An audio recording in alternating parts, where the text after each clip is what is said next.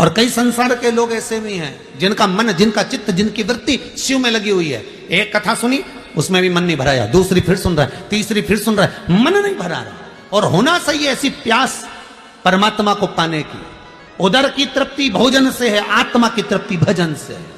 वो प्यास हो हमें परमात्मा को पाने की, शंकर से मिलन की एक आस लगी रहे, क्यों मिलेगा और मेरे सम्मुख में आएगा।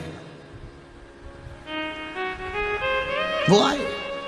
मेरे भोले तेरा सहारा है, मेरे भोले तेरा सहारा है, मेरी नैया का तो किनारा है, मेरी नैया का तो किनारा है। शंभू से मिलन की एक आस वो लगी रहे। देवराज ब्राह्मण होकर गलत कर्म में लगा रहा, बिंदु गलत कर्म में लगा रहा, उसकी चित्तवृत्ति कहीं जुड़ ना पाई, क्योंकि गुरु नहीं मिल पाया। गुरु अगर एक बार मिल जाता तो जीवन सार्थक कर देता।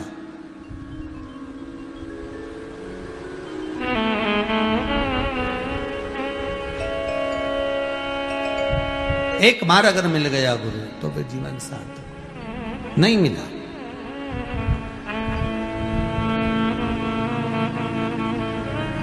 महाराज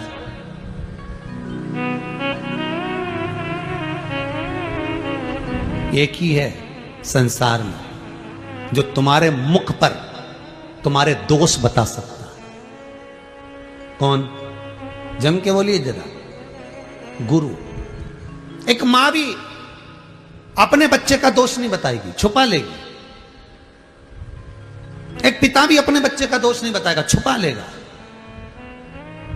और एक गुरु अपने शिष्य के सामने मुंह पर बोल देता है, तू ऐसा है, तूने क्यों ऐसा क्यों करा, तूने बात, तू मोबाइल का ज्यादा प्रयोग क्यों करता है, रख दिया कर, इतनी रात तक नहीं चलाना, ऐसा नहीं करना। केवल एक गुरु होगा जो बार बार टोकेगा, सतगुरु होगा जो बताएगा। और कुछ देर अगर गुरु के पास बैठो तो वो पक्का है तुमको धोने का प्रयास करेगा, निखारने का प्रयास करेगा, अगर गुरु की शरण में। पर बहुत कम लोग होते हैं जो गुरु के पास जाकर बैठते हैं, क्योंकि उनको मालूम है अगर गुरु जी के पास जाकर बैठेंगे और कुछ बोल दिया तो, गुरु जी कुछ कह दिए तो, गुरु जी कुछ कहे तो वो गुरु निखारता है, खूब रगड़ता है, खूब मलता है।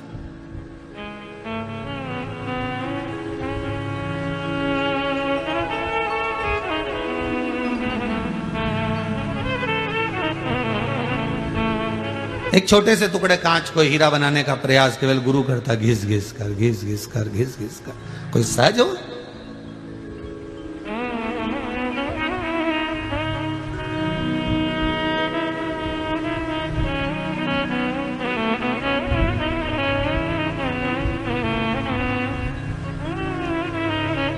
रुक्मणी जी को भगवान कृष्ण नहीं मिलते। मिलते क्या? किसी हालत में नहीं मिलते। शिशुपाल बारात लेकर आया था, तैयारी हो गई रुक्मणी जी को शादी की, नगर सज गया, रुक्मणी जी के भी सारे साज सज गए, पूरे नगर में 15 दिन पहले से साज और धाज लग गए। रुक्मणी को कृष्ण नहीं मिलते। अगर सतगुरु ना मिलते रुक्मणी को, फिर रुक्मणी के एक बार रुक्मणी जी जब श्रृंगार करी और श्रृंगार कर कर एकांत में बैठी थी, तब रुक्मणी के गुरु आ गए और गुरु जी ने पूछ लिया, बेटा रुक्मणी, अरे रुक्मन, ए रुक्मी, नरेश की पुत्री रुक्मणी, तू एकांत में बैठी रो रही है बेटा, क्या हो गया? गुरु बड़ा विचित्र होता है, दिल की बात को तुरंत जान जाता है। क्या हो गया तुझको, तू क्यों रो रही है?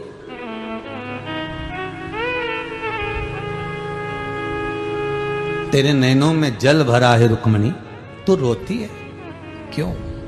कारण क्या है? रुक्मणी जी कहती हैं, गुरुदेव, अगर मैंने कहा और यह बात अगर मेरे पिता को, मेरे भाई को, रुक्मी को मालूम पड़ गया, रुक्म बाहू को मालूम पड़ गया, तो फिर तो मेरी गति बिगड़ जाएगी। मैं किसको कहूं ये बात? मैं कह नहीं सकती गुरुदेव, मैं किसी के सामने बोल नहीं सकती गुरुदेव। गुरुजी बोले, मेरे सामने तो, पर गुरुदेव अगर मैंने आपको भी कहा, आप तो राजगुरु हो, हमारे नगर के गुरु हो, हमारे राजघराने के गुरु हो, और आपको मालूम पड़ा और आपने कुछ कह दिया तो गुरु कहते हैं कभी नहीं छुपाना। एक डॉक्टर,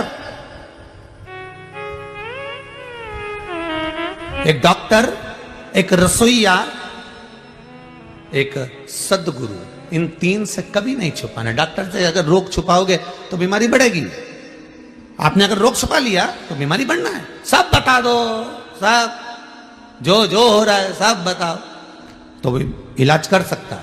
तुम छुपा कर रखोगी, एक बीमारी बता दी तुमने, दूसरी नहीं बताई, दूसरी नहीं बताई, तीसरी नहीं बताई, तो छुपेगी तो बीमार होगी। ये इतने सारे लोग ये कोरोना महामारी में, दूसरी लहर में जो मरे हैं, शांत हुए हैं, ये क्यों हुए?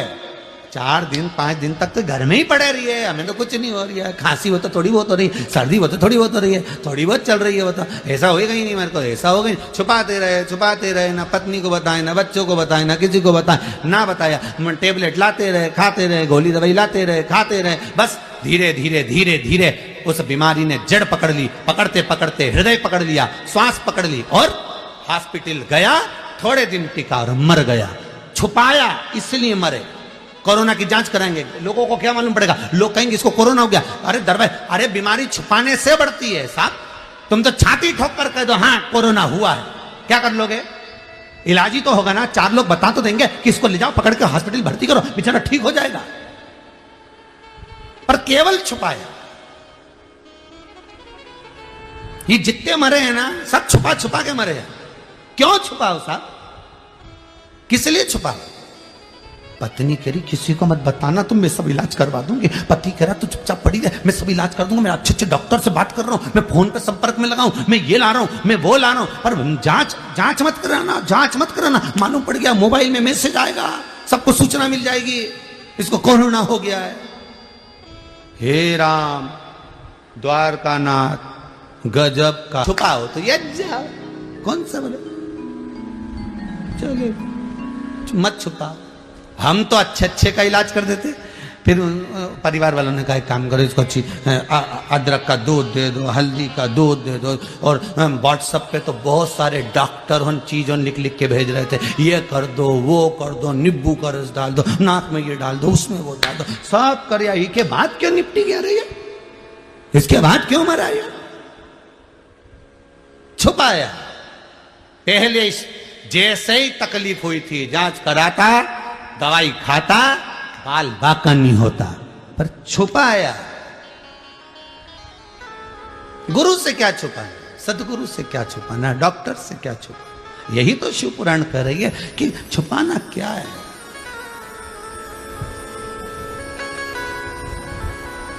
रोग आया है, बताओगे कम होगा। कितना सुंदर कहा है अग्नि पुराण में, अपने दोष भगवान के सामने, गुरु के सामने, माता पिता के सामने, दुनिया के सामने गिना दोगे तो कट जाएगा। पाप दोष परमात्मा को, गुरु को बता देने पर कट जाता है। पुण्य दुनिया को, परमात्मा को, किसी को बता देने से छिन्नित हो जाता है। पुण्य भी नहीं बताया जाता, पुण्य किसी को बताना नहीं है, और पाप बता देना।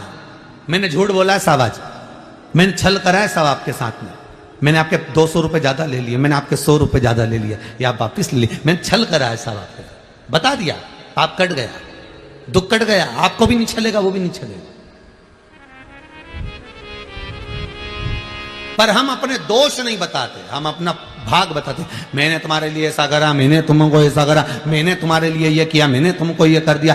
हमने अपना भाग गिनाया, अच्छा गिनाया, पर दोष कहां गिनाया? केवल एक गुरु होता है जो तुम्हारे दोष गिना देता है। क्यों रे, तुमने ऐसा करा है, इधर आ, यहां बैठ, ऐसा कर, चलो सेवा करो, चलो झाड़ू लगाओ, चलो बुआरी काटो, चलो पोछा लगाओ। गुरु तुम्हारी अहंकार को गिराएगा, तुम्हारे अभिमान को नीचे पटकवा देगा, कैसे भी पटकेगा, पटक देगा। जहां अभिमान में फूले, गुरु जी ने कह दिया चलो उठाओ जरा, ये पादुका उठा के उधर से लाओ, जाओ झाड़ू उठा के उधर से लाओ। जहां अभिमान आया गुरु उसको पटक देगा तुरंत। चेले को लगेगा गुरुजी मुझे झाड़ू लगाने का बोल रहे हैं, गुरुजी मुझे बर्तन मांजने का बोल रहे हैं, गुरुजी मुझे पादुका लाने का बोल रहे हैं, गुरुजी मुझे कपड़े उठाने का बोल रहे हैं, गुरुजी मुझे कपड़े धोने का बोल रहे हैं। पर क्यों बोल रहे हैं? उसका कारण है, कहीं अभिमान आ रहा है, गुरु उसको काट रहा है। वो निखारने से पहले उसको धो देगा।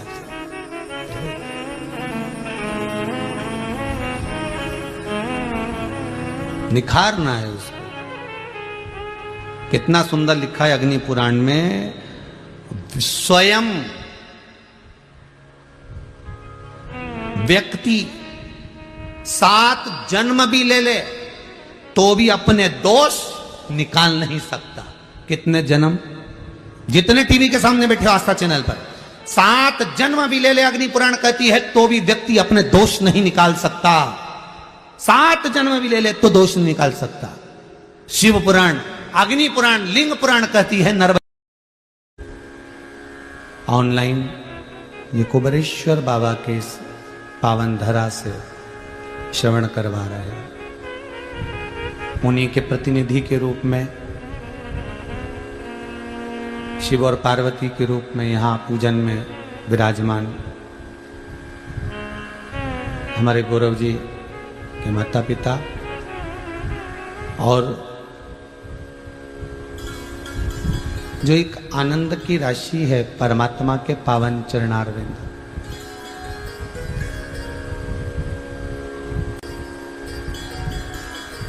उन चरणारविंद का रसास्वादन करती संपूर्ण विश्व की धरा पर विराजमान आप सभी शिव भक्तों को नमन करते हुए आज कथा के प्रथम दिवस में अपन प्रवेश कर रहे हैं।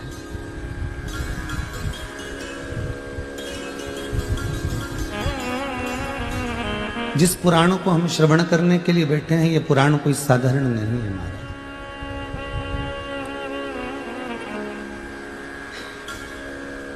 ना जाने कितने कितने जन्म मनुष्य के निकलते चले जाते हैं और उस जन्म में वो परमात्मा को पाने के लिए बिलखता है।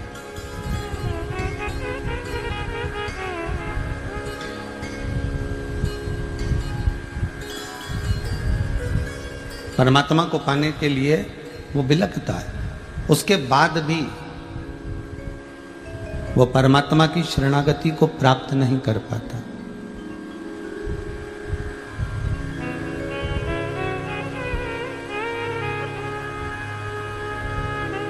और परमात्मा की शरणागति क्यों नहीं मिलती? आप मंदिर जाएं, देवालय में जाएं, तीर्थ जाएं और कभी आप विचार करिएगा कि परमात्मा मिलता क्यों नहीं है। जब हम इतनी ऊंची चढ़ाई कर कर वहां तक पहुंचे हैं, जब हम इतना चलकर उसके दरवाजे तक पहुंचे हैं, तो फिर शंकर को मिलने में देरी क्यों?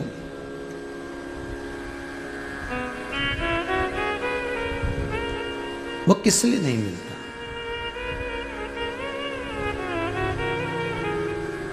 उसका एक कारण है हमारा कर्म।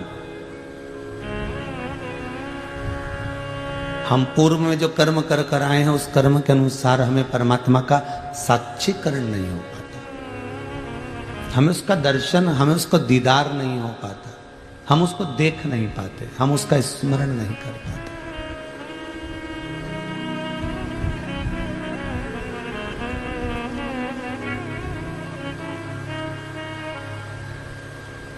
पहले जो कहा इससे पहले वाली कथा में कि मंदिर जाने से, तीर्थ जाने से, कथा में जाने से या कथा को श्रवण करने से व्यक्ति का पूर्व में किया हुआ जो कर्म है वो थोड़ा थोड़ा भजन करने से, स्मरण करने से, नाम जाप करने से वो कट जाता है। जो पूर्व का बेकार कर्म है वो केवल भजन से कटेगा।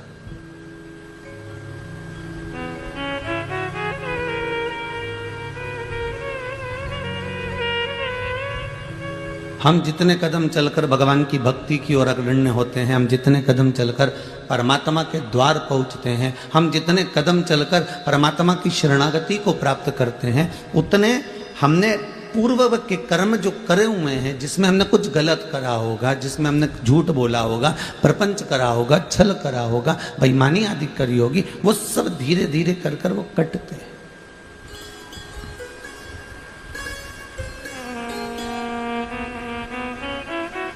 मत बुरे कर्म कर बंदे वरना पछताएगा, भगवान की आंखों से तू बच नहीं पाएगा, तू बच नहीं पाएगा। अरे ओ अज्ञानी मत कर नादानी। हम जितने भी कर्म कर रहे हैं उस कर कहा था कि हॉस्पिटल में पड़ा हुआ व्यक्ति बहुत दिन तक अगर पड़ा रहता है, हॉस्पिटल में बहुत दिन तक पड़ा हुआ है, तो फिर वो डॉक्टर से कहता है साहब मेरी दुकान चलाने वाला कोई नहीं है, मेरा घर चलाने वाला कोई नहीं है, डॉक्टर साहब आप एक काम करिए कि ये सब दवाई वगैरह मुझे लिख दो, ये बॉटल भी मैं घर चढ़वा लूंगा, ये इंजेक्शन भी मैं घर लगवा लूंगा, मैं टेबलेट भी घर में ले लूंगा, जांच भी घर पर करवा लूंगा। आप तो अब मैं यहाँ हॉस्पिटल में नहीं रह सकता, अब मैं नहीं भोग सकता, अब मुझे आप थोड़ी सी दवाई लिख दो, आप पर्चा बना दो, मैं इसको लेकर चले जाता हूँ और अब मैं वहां पर घर पर सब ले लूंगा, घर भी देख लूंगा, दुकान भी चला लूंगा और घर को भी साथ लूंगा। आप मुझे थोड़ी सी दवाई आप लिख दीजिए, थोड़ा सा आप मुझे लिख दीजिए। आपको जो लिखना है, बॉटल लिखना है बॉटल, औषधि लिखना है औषधि, जो भी आप लिख रहे हैं मुझे लिखकर दे दीजिए, मैं उसको घर पर चढ़वा लूंगा। डॉक्टर ने कहा हम छोड़ तो देंगे, हॉस्पिटल से छुट्टी भी दे देंगे आपको, मना नहीं है महाराज, हॉस्पिटल से हम छुट्टी भी दे देते हैं आपको और हम आपको भेज भी देते हैं।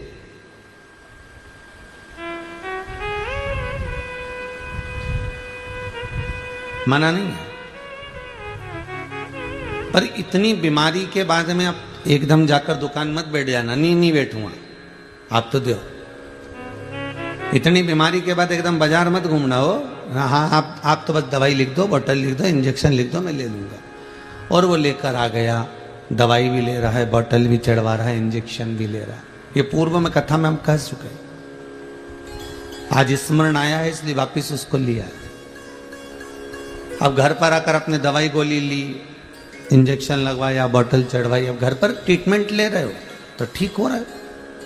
उसी तरह हम जो कर्म कर कर जाते हैं और ऊपर जाकर नरक के किसी बेड पर जाकर पड़ जाते हैं, नरकों का भोग हम भोग रहे होते हैं। इतना नरक भोग लिया होता है, इतना नरक भोग लिया होता है कि अब ये जीवात्मा तड़पती है। और जब जीव आत्मा गरुड़ पुराण में लिखा इतनी तड़पती है तो ये परमात्मा से कहती है कि अब मुझे क्षमा कर दो, मुझे अब वापस जन्म दे दो, मुझे मृत्यु लोक में भेज दो, बाकी की गोली दवाई मैं नीचे खा लूंगा, बाकी का दुख मैं नीचे जाकर झेल लूंगा, बाकी का कष्ट मैं भूमि पर जाकर झेल लूंगा। आप मुझे बस अब यहां से छोड़ दो, अब मुझे इस नरक के जंजाल से बाहर निकाल दीजिए।